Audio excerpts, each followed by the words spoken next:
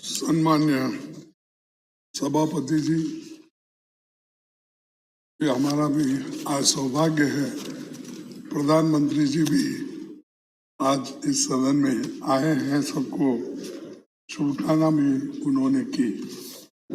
और ये पहली बार मैं देख रहा हूँ कि इतना हाउसफुल है कि 72 लोग रिटायर होने वाले हैं और बाकी के लोग भी बहुत सुनने के लिए बैठे हैं और बाकी के अनुभव यहाँ पर वो देने के लिए तैयार भी हो गए हैं। तो मैं ये कहूँगा, एक शेर, उससे मैं प्रारंभ करूँगा। कहाँ से शुरू करें कुछ समझ नहीं आता है, कहाँ से शुरू करें कुछ समझ नहीं आता है, आपकी विदाई के जिक्र से दिल भर आता है। सो आपकी विदाई से अपना दिल भर के आता है। और मैं ये देखा हूँ, जब आप विदाई के भाषण जब जून में यहाँ पर कर रहे थे, तो उस वक्त भी बहुत आपकी भावना और आप सभापति जी, प्रधानमंत्री जी, विरोध पक्ष के नायक और बहुत से सभी ने मिलकर जो उस वक्त बात कही, उसको भी मैं देखा और सुना। तो इससे यही जाहिर होता है कि ये अपर हाउस का कितना महत्व है। और ये अपर हाउस ये चेंबर ऑफ आइडियाज है। यहाँ पर पूरे इंटेलेक्चुअल्स हैं और हर फील्ड में जो काम करते हुए आए हैं, बहुत से एक्स चीफ मिनिस्टर्स हैं, एक्स प्राइम मिनिस्टर हैं और अनेक मंत्रीगण हैं, सभी लोग और हर फील्ड में काम करने वाले नेतागण यहाँ पर बैठे हुए हैं। तो इनका अनुभव बहुत कुछ हमको भी मिला। मैं तो सबसे जूनियर मेंबर हूँ, सिर्फ मुझे यहाँ आके 2 साल हुआ, अभी कंप्लीट नहीं हुआ, जून को कंप्लीट हो जाएगा। तो मुझे भी सीखना है, मुझे सीखने को मिला बहुत से लोगों से। और आज हम अप्रैल से लेकर जुलाई तक 2022 के बीच 19 राज्यों के अपने 72 सदस्यों को, साथियों को विदाई दे रहे हैं, 19 राज्य के। तो इसमें सभी हैं, रूलिंग अपोजिशन पार्टी के नॉमिनेटेड मेंबर्स, सभी सदस्य यहाँ पर है। तो ये हम सबको ये याद रखना है कि जो यहाँ पर बहुत से विचारों का आदान प्रदान होता है और नई नई चीज़ें हमको सीखने को मिलती है। बहुत बार मैं यहाँ पर जो अच्छी भाषण या करते हैं और तर्कबद्ध करते हैं, तो मैं उनके भाषण को निकाल लेता हूँ ताकि वो जाके पढ़ के कुछ मैं भी समझ लूँ। और कभी कभी अगर कोई गलत भी कहता है, फिर आकर समझाने की भी कोशिश करूँ। इस हैसियत से बहुत बार हम वो कोशिश करते हैं कि सीखने की। ये राजनीति में रहने वालों के लिए अर्श पर कभी फर्श पर, ये कहावत है, कभी ऊपर जाता है कभी नीचे आता है, लेकिन अपने ग्राउंड नहीं छोड़ता है। तो हम सभी लोग इसको याद रखते हुए ये काम करना है। मेरे पार्टी के कम से कम 13 साथी जो बहुत ही सीनियर हैं, उनको हम आज विदाई दे रहे हैं। और खासकर हमारे डिप्टी लीडर आनंद शर्मा जी और हमारे चीफ व्हिप जयराम रमेश जी, ये जिनको पार्लियामेंट्री नॉलेज था और उनका अनुभव का हमको साथ मिला। नहीं तो अगर वो उनका अनुभव का अगर हमको साथ नहीं मिला होता तो शायद काम करने में कई दिक्कतें आ सकती थी। और आनंद शर्मा हमेशा कभी भी फॉरेन अफेयर्स मिनिस्ट्री पे बात करना है तो हम कहते थे भाई आपको अनुभव है, इसके बारे में आप बताइए।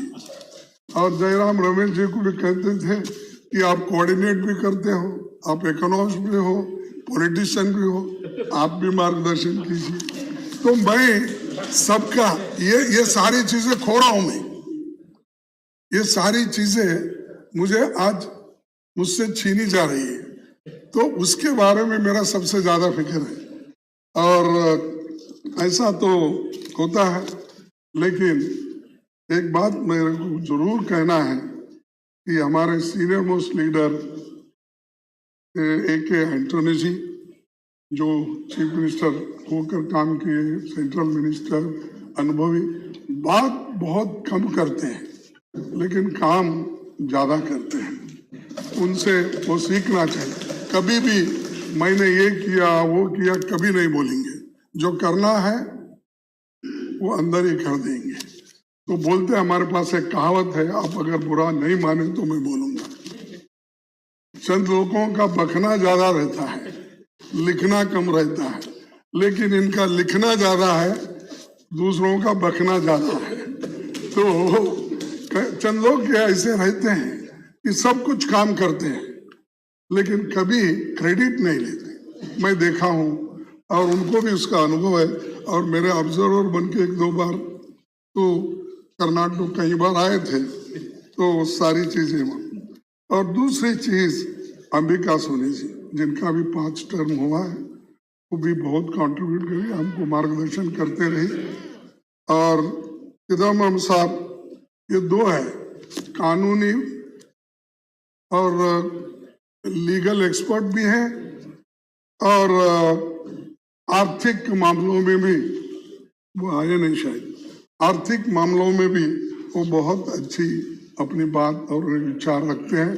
बड़े संदिग्ध के साथ वो अपने बातों को यहाँ पर करते हैं। तो ऐसे नेता भी आज इस सदन में से उनकी भी विदाई हो रही है।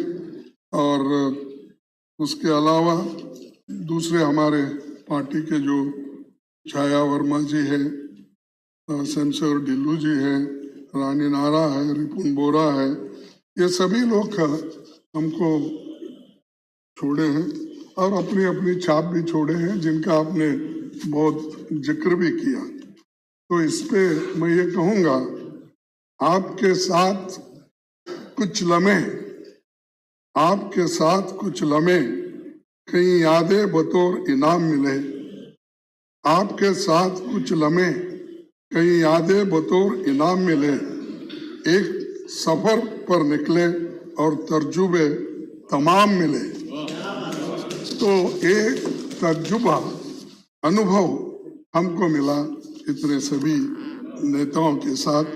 और विपक्ष में हमारे संजय राउत साहब, प्रफुल्ल पटेल जी, सतीश चंद्र मिश्रा जी, इलांगवन प्रसन्न आचार्य, श्रीमती जरना दास, वैद नरेश गुजराल, रेवती रमन सिंह जी, चौधरी सुखराम सिंह जी यादव, सरदार सुखदेव सिंह ढिंडसा और विजय साई रेड्डी।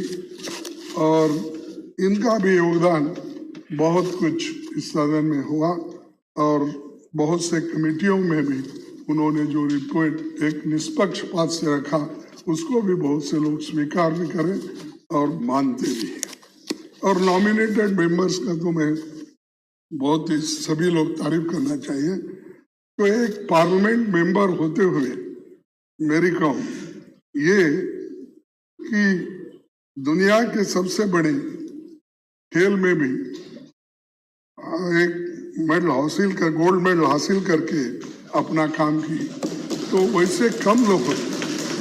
तो ये खूबी है कि हर तरह के लोग आपको मिलेंगे, कि खेल वाले मिलेंगे और हर फील्ड में काम, विज्ञान में मिलेंगे, साइंस, टेक्नोलॉजी, आर्टिस्ट, सभी लोग।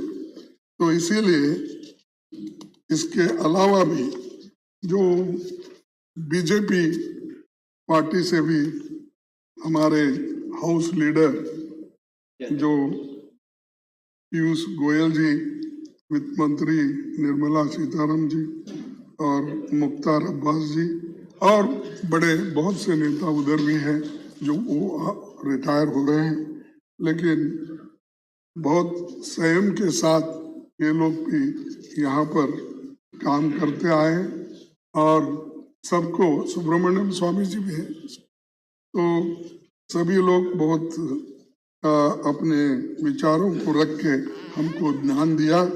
इसीलिए ये हमारे विचारों के मतभेद हो सकते हैं, लेकिन हम सब मिलके बेहतरीन काम करना है। और खास करके ये सदन परमानेंट हाउस है, ये तो कहीं ये डिसॉल्व होने वाला नहीं है, ये तो चलते रहेगा।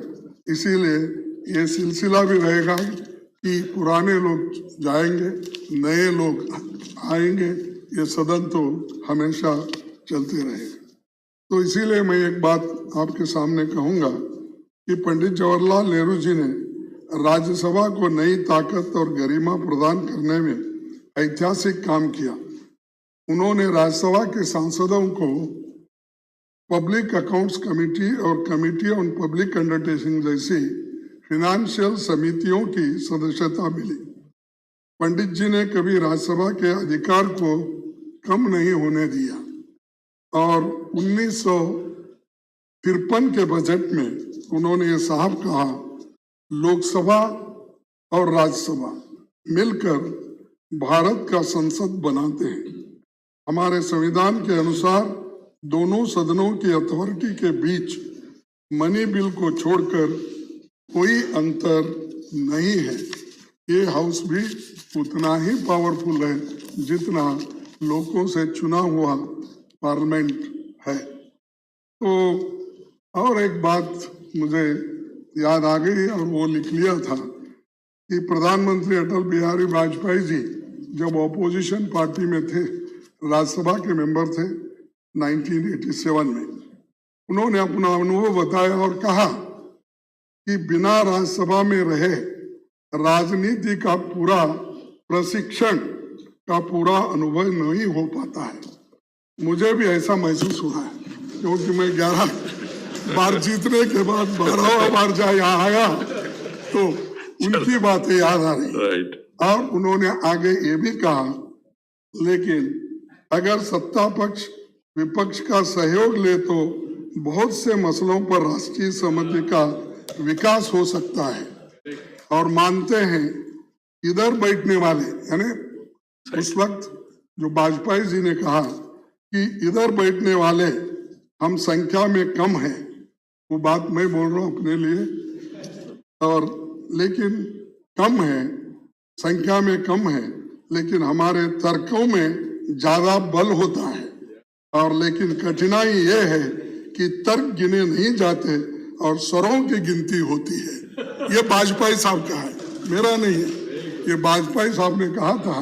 तो मैं ये आपको भी यही कर रहा हूँ, कम से कम ये स्वरों की गिनती से भी जो तर्क से हमारे बातें होती है उधर आप ज्यादा देंगे, ऐसी बातें मैं कहता हूँ। और लास्ट में सभापति जी, लेकिन अरे सभापति जी खुद गए, रिटायर और टायर्ड नहीं होता कभी राजकारण, तो इसीलिए मैं उसको छोड़ देता हूँ भाई, टायर्ड कोई नहीं होना। और ये भी, और दूसरी बात, एक ही बात मैं कहूँगा कि राधाकृष्णन जी की आखिरी में, कि डॉक्टर राधाकृष्णन जी 26 मई 1952 को ये कहा था कि there is a general impression that this house cannot or this cannot make or unmake governments and therefore it is a superfluous body. ये चंद लोगों का कहना है, but there are functions which a revising chamber can fulfill fruitful. We are for the first time starting under the parliamentary system with a second chamber in the center and we should try to do everything in our power to justify to the public of this country that a second chamber is essential to prevent a hasty legislation. तो ये उनका कहना है, इसीलिए इस पर हम सभी मिलकर चलेंगे, आगे के लोगों को मार्गदर्शन करेंगे। ये कहते हुए आखिरी में एक ही बात कह के मैं मेरे भाषण को समाप्त करता हूँ। एक है, विदाई तो हर दस्तूर जमाने का पुराना है, विदाई तो है दस्तूर जमाने का पुराना, पर जहां भी जाना अपनी छाप कुछ ऐसे छोड़ जाना कि हर कोई गुनगुनाए तुम्हारा ही तराना। ये दौर खत्म हुआ तो क्या, ये दौर खत्म हुआ तो क्या हुआ, एक और नए खूबसूरत दौर की शुरुआत होगी।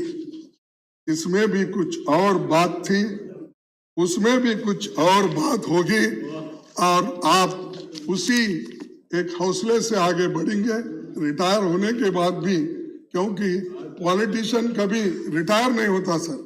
अब सिर्फ एमएलए एमपी बनने के लिए कोई आता नहीं, अपने उसूलों को लेकर यहाँ चुन के आता है और उन उसूलों को आगे बढ़ाने के लिए कोशिश करता है। इसीलिए कोई रिटायर होने वाले इसका फिक्र मत करो, आप मजबूती से रहो, हम तुम्हारे साथ रहेंगे कभी भी। इतना कहते हुए मेरे 4 शब्दों को मैं समाप्त करता हूँ। जय हिंद। धन्यवाद, धन्यवाद जी।